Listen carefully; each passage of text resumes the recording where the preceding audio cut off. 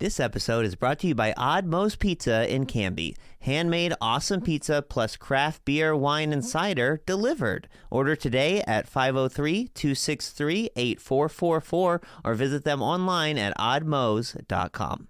This episode is also brought to you by Canby Foursquare Church. Since 1978, a place to grow, connect, and serve. Sunday services on campus and online at 9 a.m. and 11 a.m. Learn more at canbyfoursquare.com.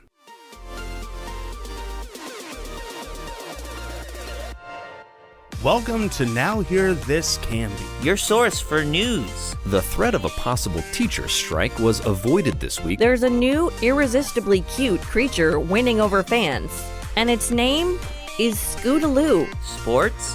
It's like Lucy in the football. You want to kick a field goal, but they take it away from you. We had to learn how to win. Goal can't be in the last second of the game! And interesting conversations. Because I'm one of the strongest girls ever, and I know that for a fact. I just really enjoy writing gossip as if I was a bear. With an old maid daughter that make the best moonshine in the coast. And if it would have hit me in the face, I think I would have died. I really do. I guarantee you would have died, man. Are you kidding me?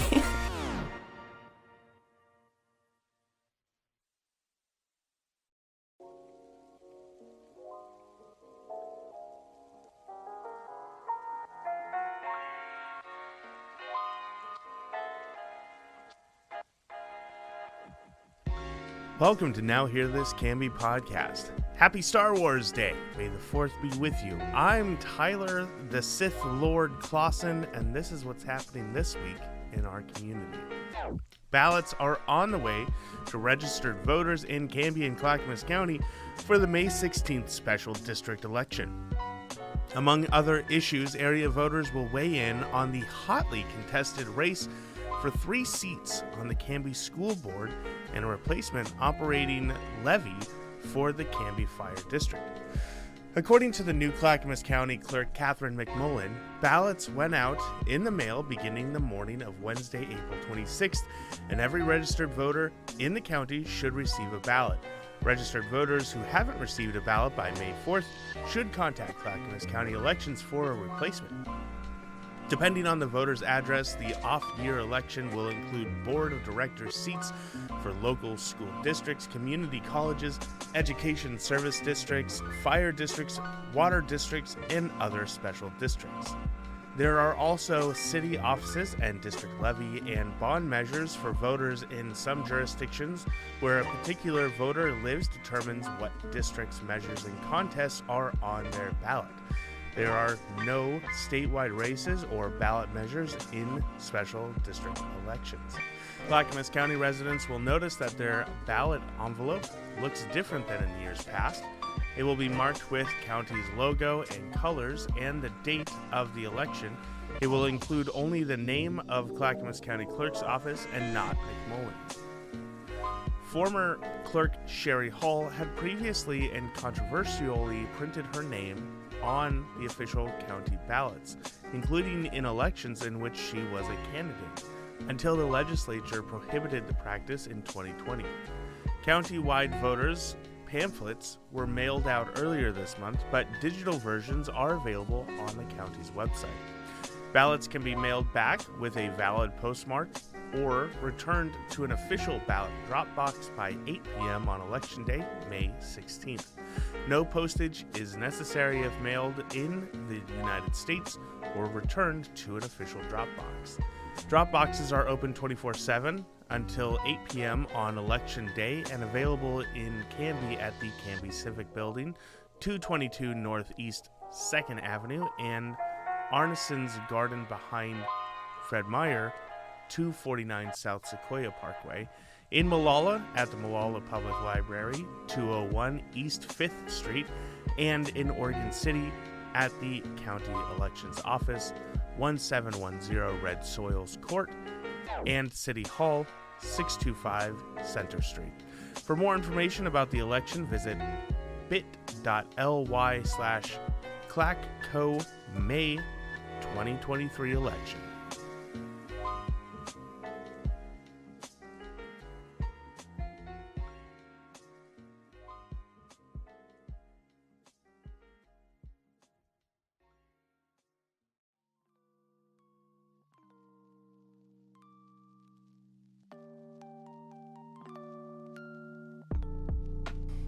The Canby Fire District Volunteer Firefighters Association is looking to make a bang with this year's 4th of July fireworks show, and they need your help. The association, in partnership with the Canby Fire District, has organized and managed the annual community fireworks display since 2015 with the generous support of local businesses, organizations, and residents.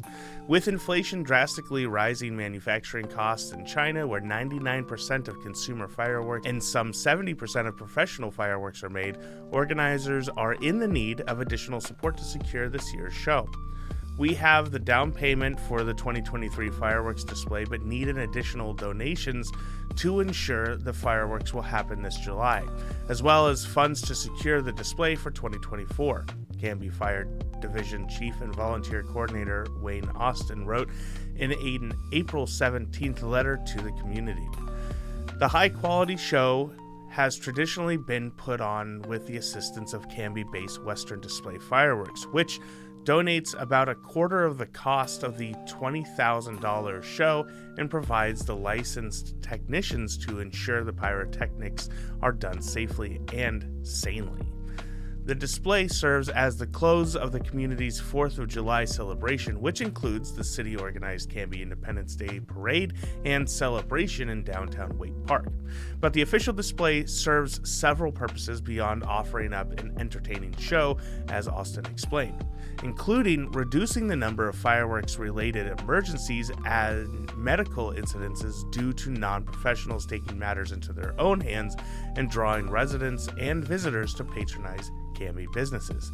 Those interested in supporting the display can make checks payable to the Canby Volunteer Firefighters Association and mail or hand deliver them to the Canby Fire District at 221 South Pine Street, Canby, Oregon 97013. Electronic payments may also be made online through the association's GoFundMe page. The Canby Volunteer Firefighter Association is a 501c3 organization, and your donation may be tax deductible. Donations of more than $500 will be advertised on the district website and social media.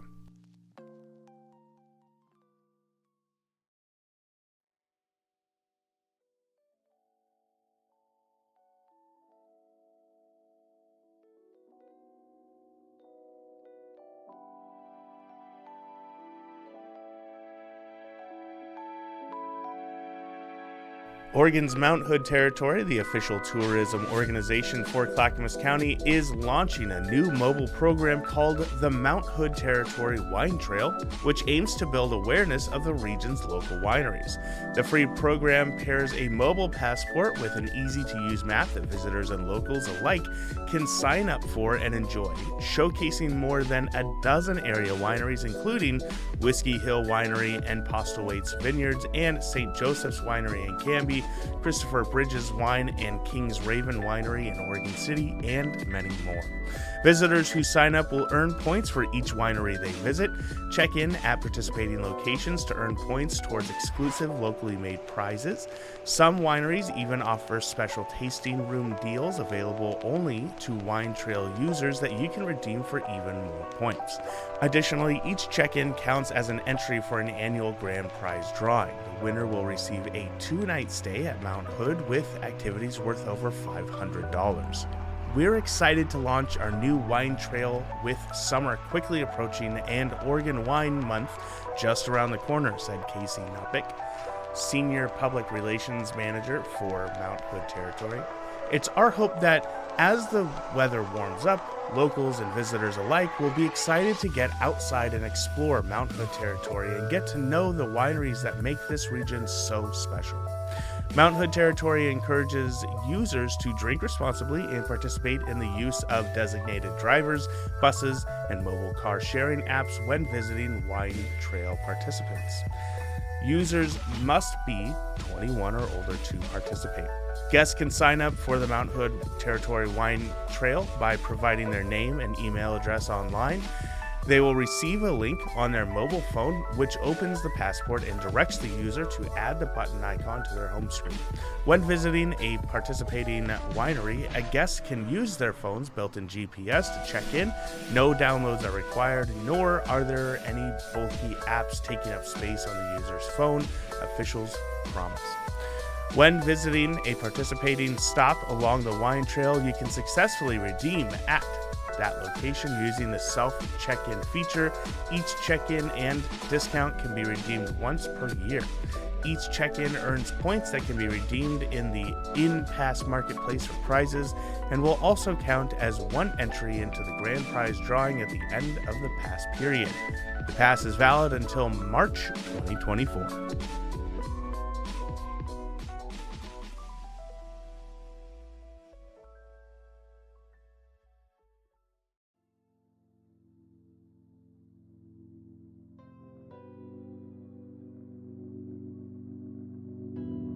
Dig out your sun hat, gloves, and hand troll, because the 37th annual Spring Garden Fair is just around the corner at the Clackamas County Fairgrounds and Event Center, bringing together more than 100 garden vendors for a weekend of shopping, learning, and family fun.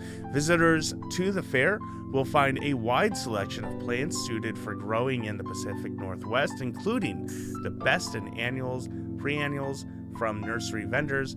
The fair will also host vendors specializing in garden tools and other needs, as well as craftsmen offering unique pieces of garden art. The fair will feature convenient shopping options, including plant taxis and free plant check. Visitors can also seek advice or inspiration from the Ask a Master Gardener booth or 10-Minute University in Clackamas Hall. The new plant introduction section will showcase the latest and greatest in plant and containers, with a silent auction and a potting station where purchases can be potted for free with potting soil provided. The Garden Fair raffle will offer hundreds of prizes throughout the day. For those looking to learn more, the Exhibition Center in 4-H Hall will provide plenty of great information for local organizers, free pH soil testing, and free children's activities for young gardeners. The popular Good Time Food Court will be set up on the main lawn for lunch or just a snack. On Sunday, the Portland Iris Society will be in its usual spot in the main pavilion. The Spring Garden Fair will be held from 9 a.m. to 5 p.m. Saturday, May 6th, and 9 a.m. to 4 p.m. Sunday, May 7th. Admission is $5 and parking is free. And for the first time, ticket pre-sales and 2-day passes will be available for $9. Officials ask visitors to please note that the fairgrounds are a smoke-free facility and no pets are allowed, with the exception of service dogs. The Clackamas County Master Gardener Association is organizing the event in collaboration with and in support of the Oregon State University Extension Service Master Gardener Program. Organizers say the fair promises to be a great opportunity for gardening enthusiasts and families to come together, enjoy the beautiful scenery, and pick up some useful tips and tools. More information can be found on the fair's website, springgardenfair.org, and Facebook page.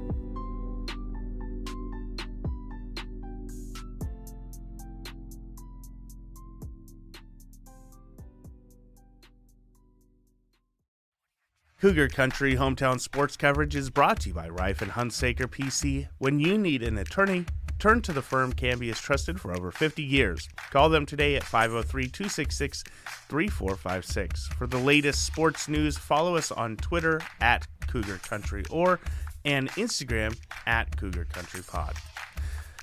The Canby High School equestrian team wrapped up its regular season on a high note, dominating the final North Valley District meet earlier this month and securing multiple spots for the upcoming state competition in May. The team's impressive performance at the Oregon State Fairgrounds from April 13th to 16th included a number of first-place finishes across various events.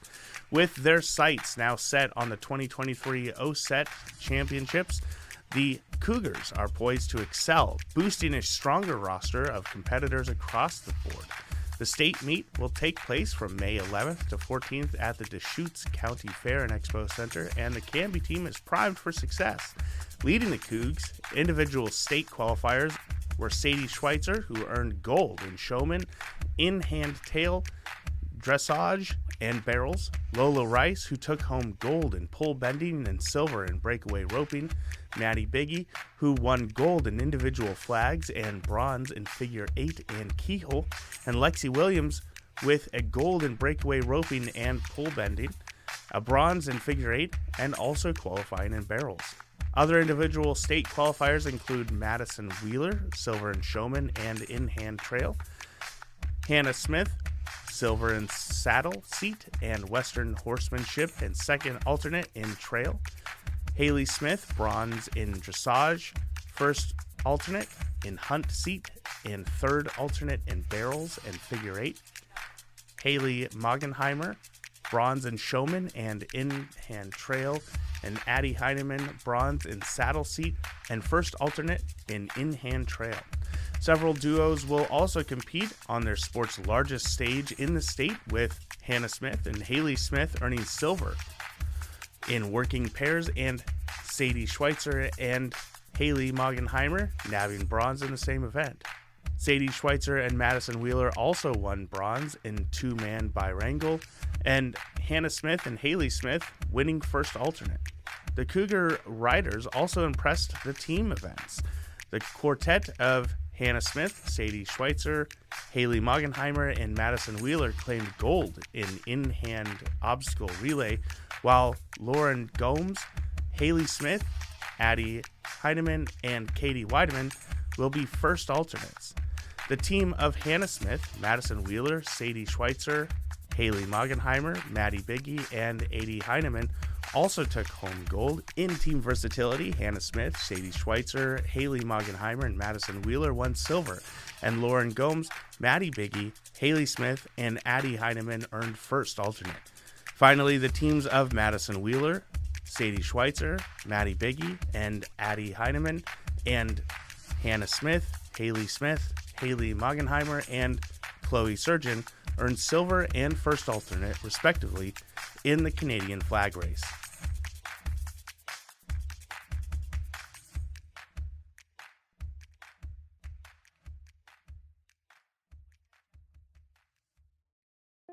Hey, Frankie, how's that new internet deal you just signed up for working out?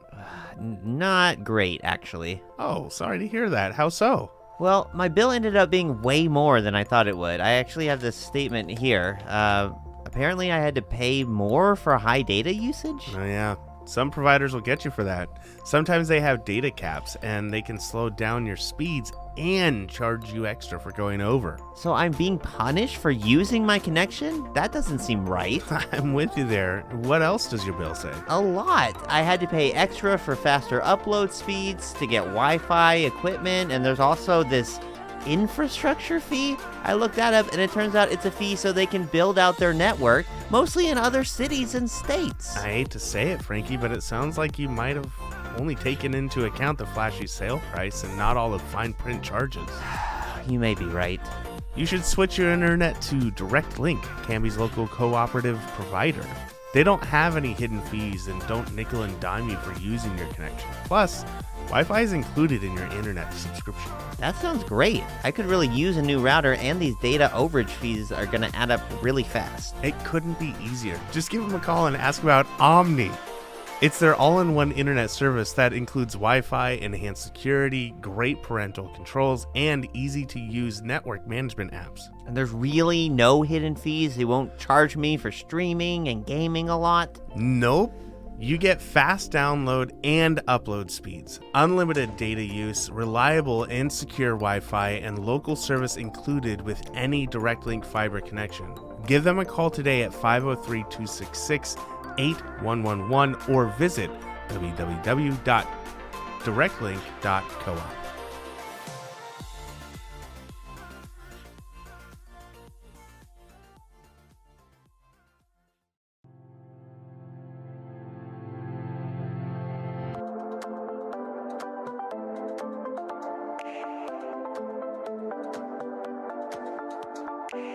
Okay, on the Canby Conversation today, we are talking with a couple of employees of the Canby Fire District and representing the Firefighters Association. Why don't you guys start by introducing yourself?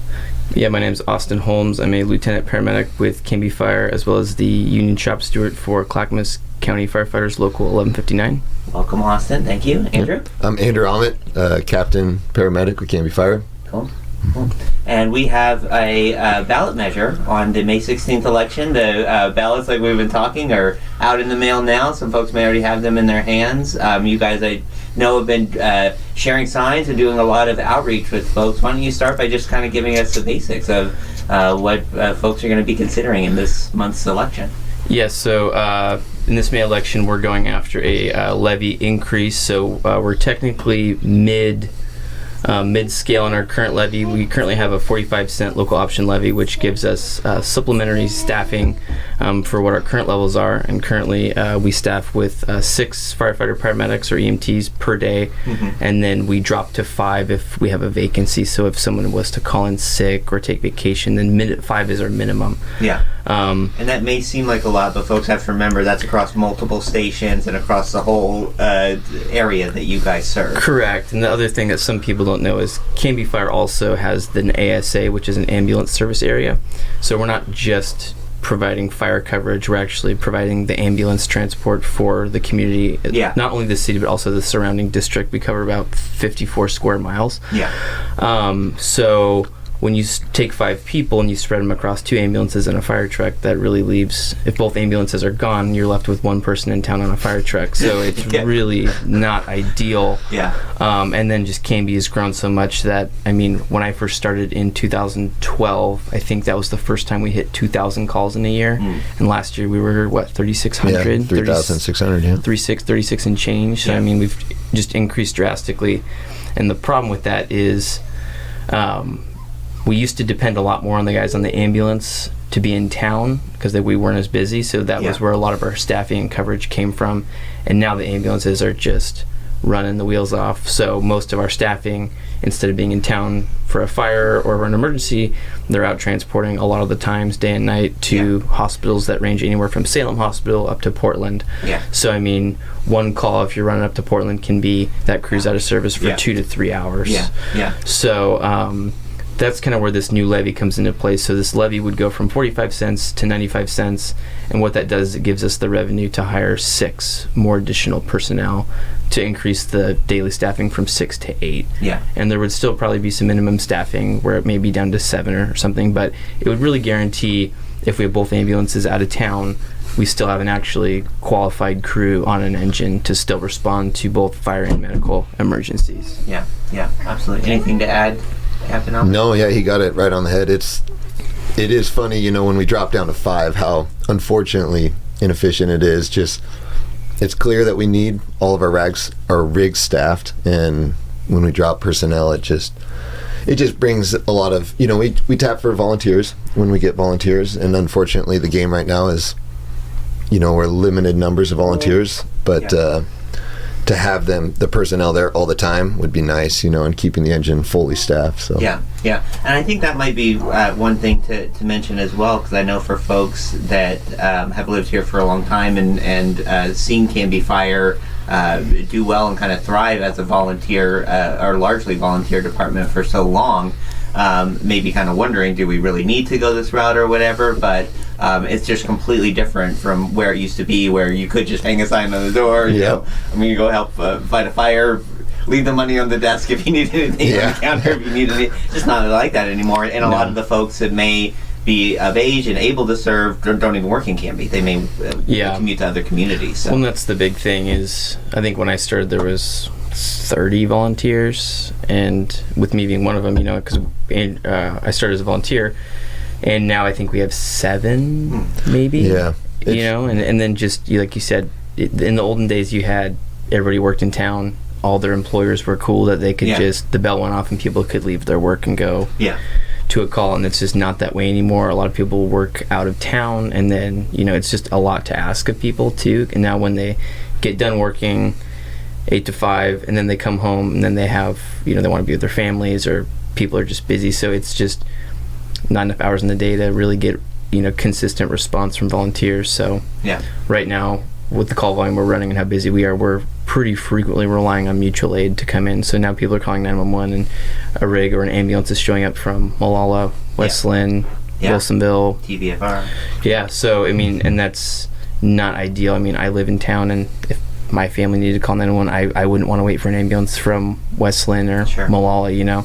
Sure. And I think some of the other questions that I've kind of seen getting asked would be, you know, well, why don't we not do the ambulance portion and just do fire and have AMR come in or something? And I think what some people don't realize is part of our current revenue that we have to pay employees and actually have staff is the revenue from transport. Yeah. So if we were to get rid of the ambulance service area and give it to AMR, I think there's two things. One, I don't think that the service would be nearly as good as what we can provide. Now you're having two different agencies, so we would have to go to the call, and then AMR would show up, and then we would have to hand off to them, and you just have two different agencies versus us. Like, we have complete control. So, you know, we're handing off to our employees. We can all talk about the call during it beforehand. We work together every day, so we just have a total tight-knit, gelled workforce where we just work really well together, and I think that's, you know, awesome.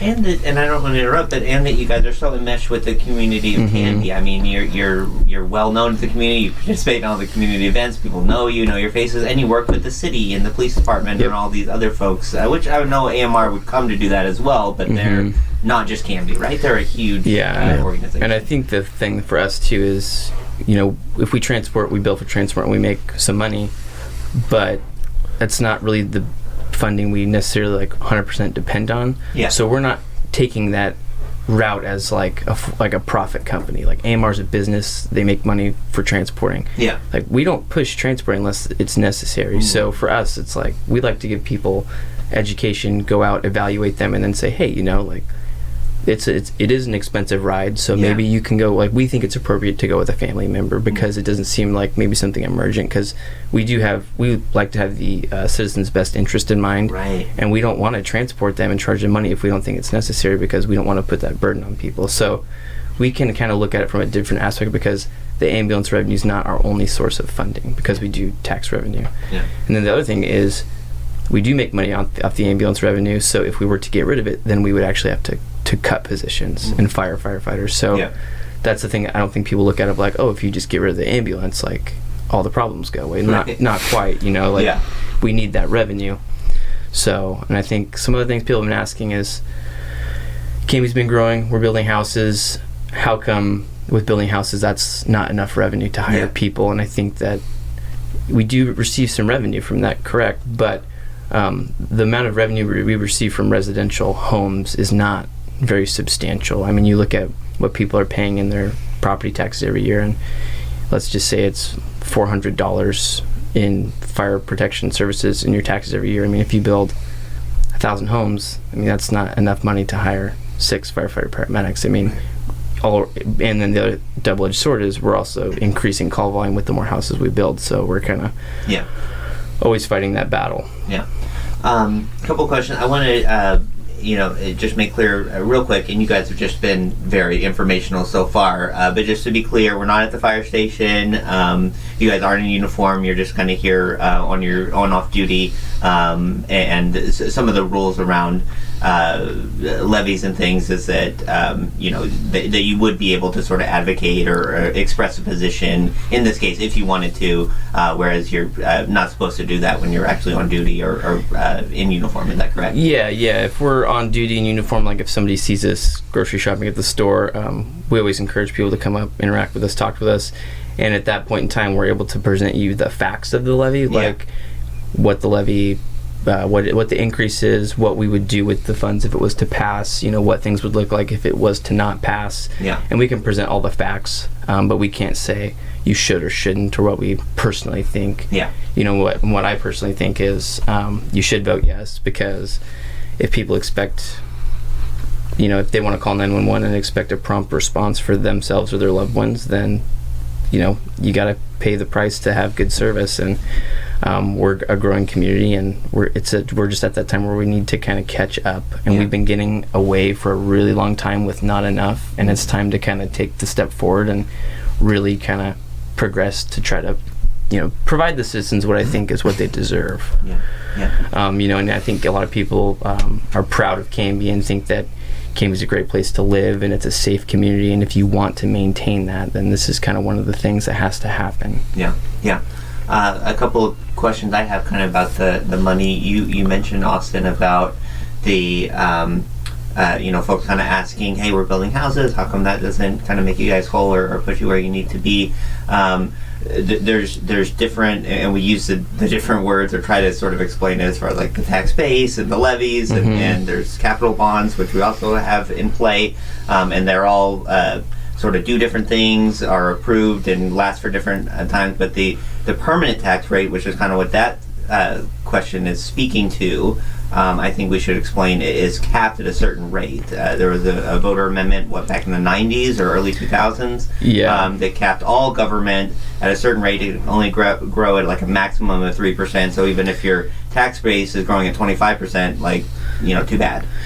Exactly. Yeah, there's a lot of things that factor with our budget. One is our tax base. One, it can never change. Yeah. So we're always stuck at, I believe it's $1.34.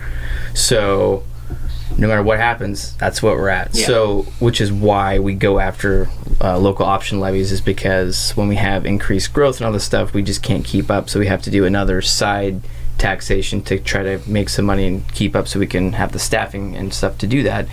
And then the bond was something where it's, bonds aren't for people, they're what people say is bricks and mortar, right? So that was one of the ways we could build the Northside Station, which the community really wanted, and we've had a lot of positive feedback from, and then also update some older aging equipment. And then now we're kind of doing the levy increase again. But yeah, we're limited to the $1.34, and then the other thing is, like you said, there's a 3% tax cap. So no matter how fast taxation may go up, you're capped at 3%. Yeah. So. Yeah. Also, in terms of the levy, like you mentioned, the proposal is to go from what it currently is, which is 45 cents per thousand of assessed valuation, to 95 cents. So people kind of see that and like, whoa, more than double. But you have to factor in that, no, that's only one piece. And when you look at the total, I've seen a presentation that kind of compares. I don't know if you have information. I do. They kind of, but we're still, even if this were to pass, we'd still be pretty low in comparison to. We're already extremely low. Yeah. And so this wouldn't even put us necessarily what other folks are paying in other neighboring communities. So. Yeah, I think there's definitely some confusion on that with people, and I think the first biggest confusion that people think and they get really spun up is they see 95 cents per thousand, and they immediately think it's their market value. No, it's not. It's their assessed value. Right. So whatever your so I urge people to look at their tax statements to see what is your home actually assessed at from the tax assessor's office. Not usually a lot lower. Well, a lot lower. So your house may have a market value of $545,000, but the assessed taxation value is probably, it could be like $350. Yeah. So big difference. It's a lot of thousands when you're looking at 95 cents per thousand. So I think the number we have here, we did some polling, and the district average home of assessed value was $276,000. Well under what anything in town is for market value. Yeah. So if that levy was to pass, it would be an increase of $262 a year or $22 a month. Yeah. And people initially were running that calculation for their market value, and they were saying like, I'm going to pay $680 more per year, when I think in total most people wouldn't even be paying that total for, even if the levy increased for the whole fire district thing. So not an increase of $600, but you're probably going to be under that for most people based on what the average was. And to speak on what you were kind of discussing, I don't know exactly the numbers, but I remember Davis was talking to us about districts around us are also increasing. There was 60 districts. 60 fire districts across the state of Oregon are all going for levy increases. Yes. Yeah, Colton's going for one. Even just neighboring with Mall. Central Oregon, everywhere. Clackamas, Clackamas is going up. So if that shows we're not the only people with the problem of trying to keep up, right? Yeah. It's a fire district problem. But it's not 45 to 95, right? It's really more like, I don't know the exact number, but 270 to 350. It's when you look at the total, it's a much smaller percentage increase. It's $2 it's not a doubling. It's like a 20%. Yeah, I think we're going to be going from $1.99 to $2.50 or $2.45. Yeah. Okay, sorry, I factored in the bond. I shouldn't have. Yeah. So just the base tax rate plus levy, like you said, $1.99 to $2.50. And if we pass and it puts us at the $2.50 range, that's what Clackamas Fire, which is one of the biggest neighboring agencies around us, that's what they're currently at, and they're trying to go more to maintain and stay afloat. So, I think Canby Fire prides itself on being very, very studious with taxpayer money and trying to be very lean. When we went for the bond, there's a lot of things we wanted to get done, and I think we probably went for half of what we kind of need, especially with when increases happen with the whole COVID thing. I remember when you guys went to build that Northside station, and it had been approved and budgeted for a little over $1 million, and by that point inflation and everything had gone crazy, the pandemic, and you're like, how are we going to do this? We managed to do it, and it was kind of a miracle. We did, but we're a lot of help from folks. But a lot of help. We're very studious. When we remodeled our other station, we were keeping and reusing ceiling tiles and doors and stuff, so it's like any way to cut a corner to try to be as cheap and frugal as possible to be studious with the budget we've done. So I think the community should be pretty proud of that. And Hadley do all the architecture. Right. So I think what we want people to know is if we're gonna tell you we need something, like, we're not gonna ask you unless we really truly do need it. So and that goes across the board for everything in our budget.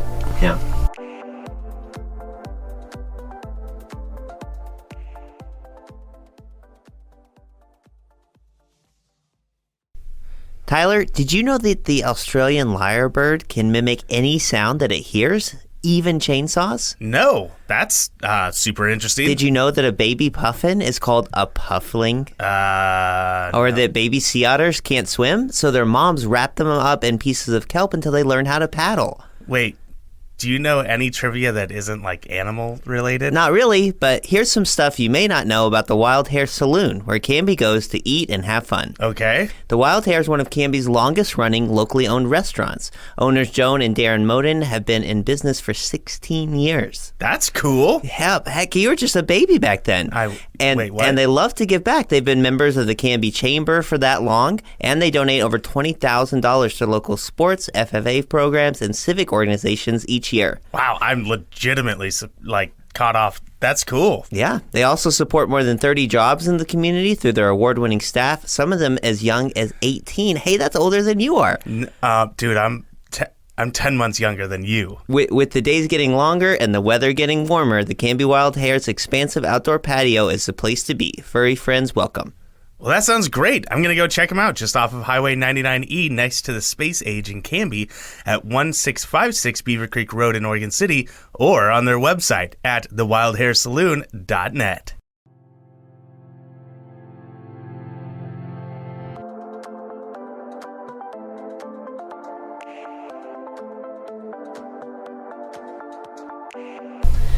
One thing I wanted to ask you guys as well, because I know for me, and I'm sure a lot of other folks, you say too many numbers and our eyes just kind of glaze over, but can we talk a little bit just about kind of the practical need, the thing that you guys see as working firefighters in terms of the need? And I want to go back a little bit, Austin, to when you were talking about the number of calls and how that's increased. That's another one of those numbers, like 3,600 calls. That's a big number. Like, what does that actually mean? One of the big things is the percentage increase of the number of calls to overlap, right? Yeah. And that's where you've got multiple, and you've even started to see where you've got 3 calls or 6 calls or 7 calls going at once, and it's like, how do we make this puzzle work?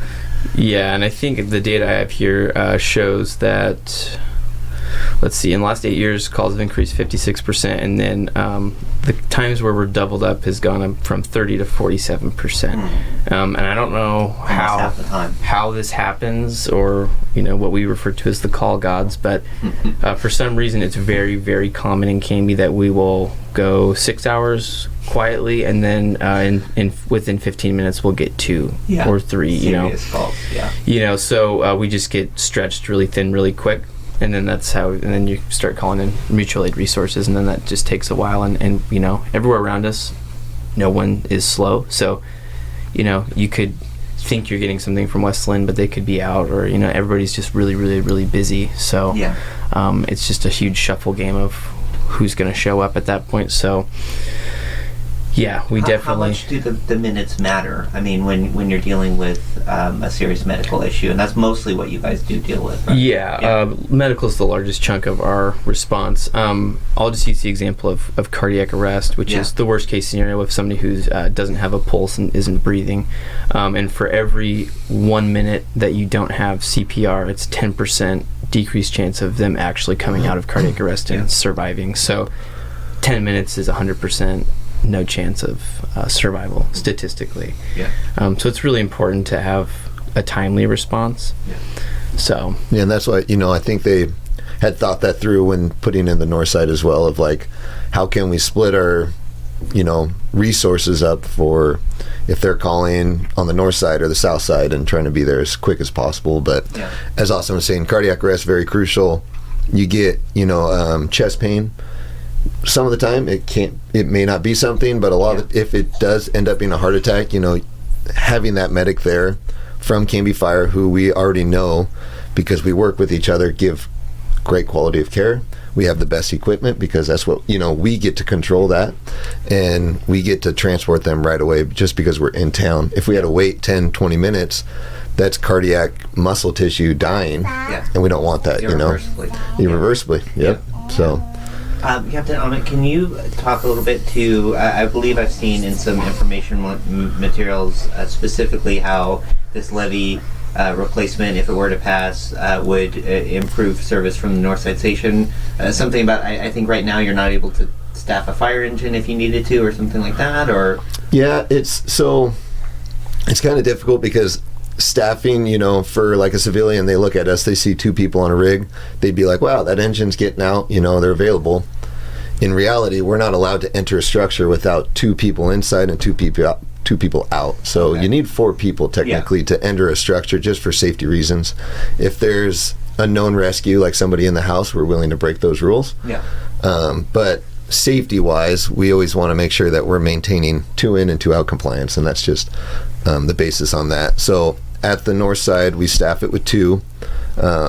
So it is a medic satellite station. We do have an engine there in case we do get a fire call, so they can respond with that engine and meet up with our south engine. So they're talking about putting a 3rd up there with a student, so then you can maintain that 2 in, 2 out compliance. Even with that, even if we were to just maintain 2 there and then have more people at the south, when we're working down to 5 and we transport that second medic goes out, we only have 1 on the engine until a volunteer comes in. So if we had more staffing, we would get rid of that 1 on there, go up to 2, so then we can hopefully meet that 2 in, 2 out compliance. So I wanted to ask just also about this process. It sounds like you've been getting a lot of good questions from folks. Do you feel like have you been kind of impressed with folks' sort of knowledge or curiosity about the issue? Their engagement on this type of thing? I think there's a bunch of people that I think a lot of people at the end of the day are just kind of craving more information and more facts and stuff, which is awesome, and we're like, that's the best thing we could have, is people actually just asking questions, because the best thing we want is people just to be educated, and I think people should vote yes, but at the end of the day, like, we just want people to be fully educated and then make their own opinion on it and then vote accordingly. So I think it's been fantastic, the amount of involvement we've seen with people and people reaching out, just wanting questions, wanting a sign, whatever. And it's great to see people just interact, because you'll have people who just moved into town a year ago and don't know much about kind of how things work, versus somebody who's, let's just say, called 911 3 or 4 times in the last 5 years and experienced us personally and give their experience on it, which is always kind of cool to hear, because some people don't know, if it's never happened to you, I've never had to call 911, so I don't know how important is it, versus the people who it's like, hey, they saved my life, or they saved my husband's life, I totally support it, and things matter. So, I mean, even if you're the healthiest person in the world, I mean, especially fire, but I think that the ambulance service as well has an impact on folks' insurance rates, right? Their property insurance, for sure. Yeah, and a big thing that for us is ISO, which is the Insurance Service Office. So us being able to maintain staffing and get rigs out the door is dependent on that, and we've been able to downgrade our ISO to a pretty low number, which is great because that is what directly benefits people's taxes, or not taxes, but their insurance going down. Yeah. So, I mean, if we just keep getting busier and we're not able to respond to certain things, then that's where those numbers can change when we get regraded, and then people's insurance premiums can go up. Right. So do you want to pay Canby Fire, or do you want to pay? Right, or do you want to pay your insurance company? Yeah. Right. So it's a total sliding scale. Yeah. Well, I do appreciate you sharing kind of your opinion and your perspective. It would be a big red flag, right? If you're like, oh, I'm not sure. Right. Exactly. Right. I'm just here to give information. I haven't really decided yet. So. Yeah. If folks do have, I know we got a couple events coming up. If folks do have other questions, is there a place they can go, website or email, or anybody they can contact? So for just factual stuff, like you said, we're having 2 open houses at each station this Saturday. And then people are more than welcome to call the main station, walk in, ask questions, and we can present people with flyers, factual information, and all that kind of stuff. Awesome. Anything else that either of you would like to add? I think the last thing I wanted to touch on just was just our retention. And Canby Fire's retention over the last few years has been not fantastic. We've had a lot of people that'll get hired, and then within a couple of years they're moving on to a different department. And I think one of those things that is a big attributing factor is our staffing levels. Yeah. And just because we're so busy and you're on the ambulance so often, and our call volume is just increasing so much that, you're going to be up most nights pretty frequently and just running so many calls. When you don't have a lot of resources and people to do that, it's pretty stressful. Sure. So right now with our current staffing levels, it's not a place where a lot of people see themselves working an entire career. Yeah. And our job as employees, which is a shame. It's a shame. Yeah. We want Canby Fire to be a place where somebody gets hired and they say, you know what, I like this place, it's awesome. Yeah. And people love the people they work with, people love the community, they love all that stuff, but at the end of the day, people go, I don't know if I think I might get burned out before I hit my 30 or 35 years because it's just so much. So, and then with not having enough people on scene, we have safety issues as well. So, I think this is one big step into trying to remedy that, retention issue. And I think we all want people to see Canby as a desirable place, and we want people to think that if you're work for the city or work for the fire district or work for the police department, like, we want people that, if we hire them, we want them to be able to stay here and want to do that, not have our place be a revolving door. So yeah. I guess actually one question I did have that we should close out with is, what happens if this were not to pass? So if this was to not pass, our current levy, which I think has 2.5 years still on it, that levy just stays in place. Our current revenue would stay the same, and then at that point, call volume will just continue to increase as data shows. It won't go down. So then there's just going to be more and more frequent times where people call 911 and people aren't showing up for quite a long time. And then ambulances more and more often are going to be coming from mutual aid places, and that's just going to get worse and worse as time goes on. As call volume keeps increasing, we just won't be able to keep up. We'll do the best we can, and we've seen situations where, for example, a couple years ago with this one, where it's a renewal issue, and if it were not to pass, probably be layoffs or something, you'd suddenly be looking at a serious shortfall. That's not necessarily the case here, but those challenges would still continue, and maybe down the road there might be some difficult decisions that would need to be made, but it wouldn't be like an instant thing, like, oh, we're screwed. So everything would just stay the same for our staffing levels and stuff. We would just kind of stay the same and keep trying to keep up, and then Canby's going to get busier, and then the other thing too is everywhere around us is getting busier. There's a thing called mutual aid, so when we're busy, we call on other resources to help us out. That's a two-way street. So we're very commonly sending ambulances to Molalla. We'll go into Marion County, to Woodburn, Aurora. Sometimes we're going into Oregon City or other places. So everybody's trying to help in the bigger picture, and when everybody else gets busy, we're just not able to do it as much. So if it were to pass, would folks see it next year when they're doing their taxes, or would it kick in 2024? That I'm not certain. Okay. I Sorry, think throwing you a curveball. so. I think it's going to happen in the fall because I want to say that if we were to pass it, I believe we would hire in the fall. Okay. That's when we would hire the 6 So people. a lot of times fiscal years go July 1 to June 30, right? So That's maybe ours, it would- yep. so July it would 1 to just June 30. Kick in maybe for the 6 months of this year, not the full year, so folks would just see half. Mm-hmm. Yeah, because right now, the money that we're going to have for this next fiscal year that starts on July 1 is money that we currently have already, and we're kind of in that cash carryover phase where we're living off of the tax money from last year until the fall when we start getting new tax revenue. Right. So when that tax revenue comes in the fall, that would be the increased amount where then that's what would give us the ability to hire. Yeah, makes sense. Last words? Not much. I mean, we hit it, everything that I could think of. Yeah. It is nice to be off duty and be able to say, vote yes, please. I mean, we do need it. And Are you newer to the fire district, I believe? I've been there I know since 15. Oh, okay. Yeah. Excuse me, but newer to your position, right? Yeah, North sure. Side. Okay. Yeah. So apologies, but No, you're good. Go ahead. So yeah. Yeah, no, it's just we clearly do need it, and we do want to give the community the best care. Like, everyone does want that, and so this is how we do that.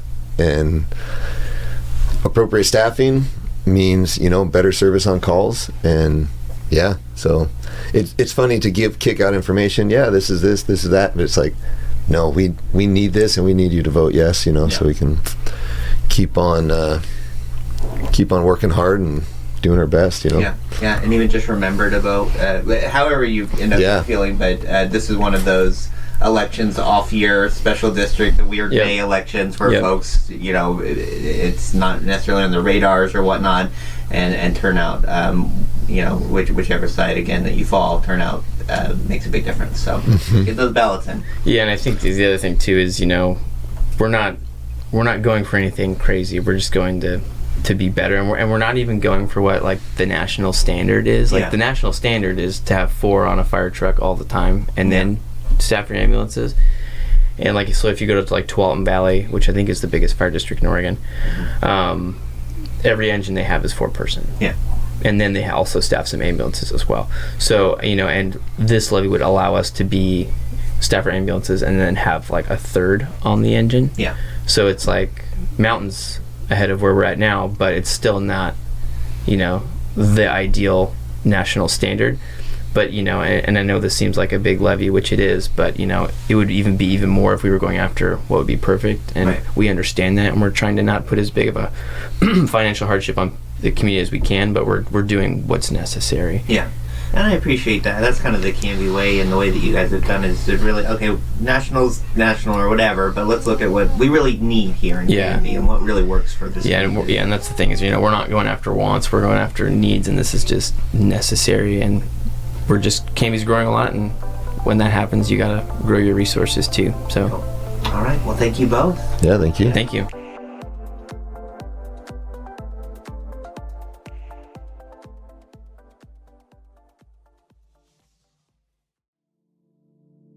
Hey, I'm AJ. I'm your local Odd Mo's franchise owner. I'm Mike, co-founder of Odd Mo's. And we're the hosts of The Odd Pod, a podcast about life in the pizza industry. We're going to have on some franchisees. We're going to have some different vendors on. We're going to get a snapshot of what goes on behind the scenes in the pizza world. Don't forget to tell them about the sports. There's sports. And the crazy wacky pizza that we have every Wednesday that we create. And we also have a special guest every week as well. And I'm Gage, Odd Pod's senior sports analyst. Gage, who gave you that title? Me. Oh boy. Find us on Spotify and Apple Music and the Podbean.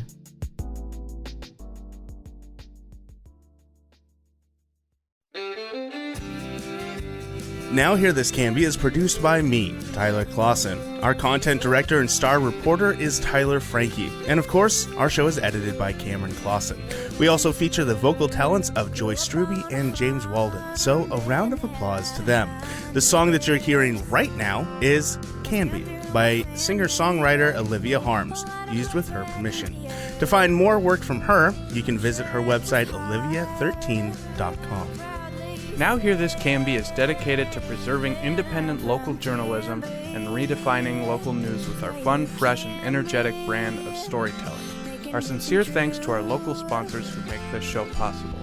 Please show your appreciation by supporting the small businesses who support us. The production of Now Hear This Studios, Canby's locally owned full-service audio, video, and media production company.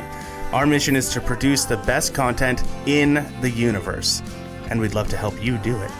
Find us online at nhtstudios.com.